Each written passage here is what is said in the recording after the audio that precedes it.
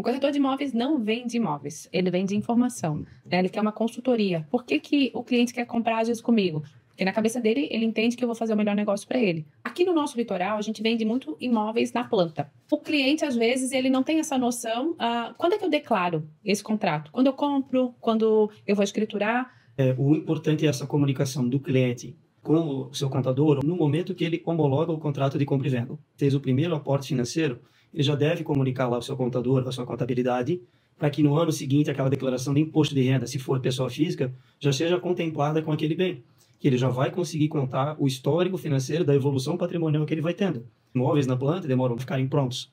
E o cliente está lá todo mês, às vezes, fazendo aporte, pagando calção, e esse dinheiro tem que sair de algum local. O corretor não comunica, também não é obrigação, mas seria um plus a mais se ele souber disso, falar e avisa o cliente, olha, já é o momento de você fazer a declaração. Facilita para a vida daquele cliente, que lá na frente, quando for escriturado, de onde veio aquele dinheiro que em 5 anos foi pago.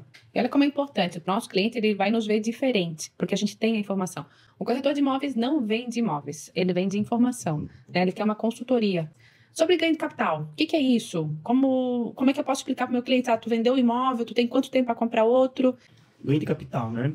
Existe uma isenção que é de 180 dias, né? A Receita Federal prevê que ele compre um novo sem ter que pagar o ganho de capital. O ganho de capital, ele é um imposto pago sobre o real ganho. Então, vamos imaginar que alguém compra um imóvel lá no passado e no futuro ele venha vender isso por um valor a mais, né?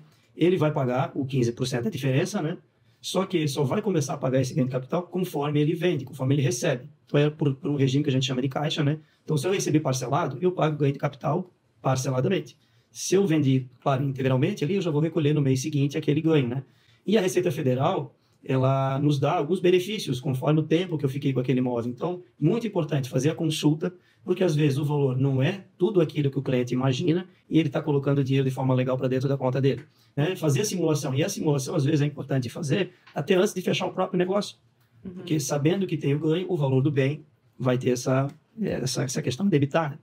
Quando a gente coloca lá no GAP, no programa de ganho de capital, ele vai ter uma valorização, ele vai ter uma correção pela legislação que tem. Então, às vezes não é um 15% do 900, pode ser um 15% do 600, um 15% do 500. Tem que fazer a simulação, muito importante fazer a simulação.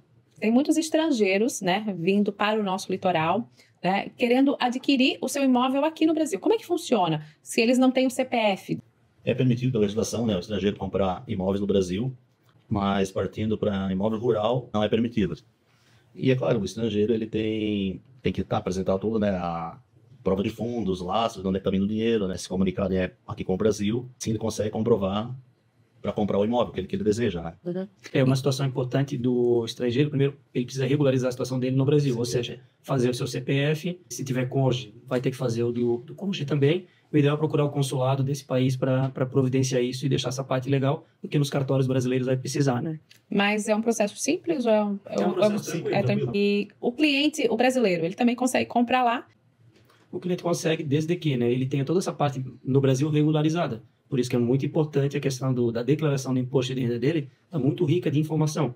Uma declaração de imposto de renda correta, com lastros, ele pode sim investir fora, né? Só vai ter que ver essa questão bancária para transitar o dinheiro do Brasil para o exterior, mas ele pode fazer de forma tranquila, desde que tenha tudo documentado aqui, né? Às vezes a gente pega um caso ou outro que a pessoa tenha o dinheiro, mas ele precisa ainda regularizar a parte do imposto de renda dele, da declaração dele, né?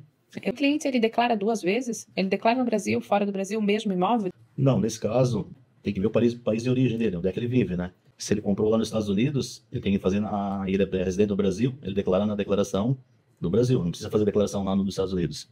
Onde o país de residência, o patrimônio é lançado numa declaração só. For um brasileiro que tem imóveis aqui, vai embora do país, faz a declaração, né, que está deixando o país, né, o país de residência, informa onde é que está indo, ele leva esses bens para a declaração do país de origem, daí.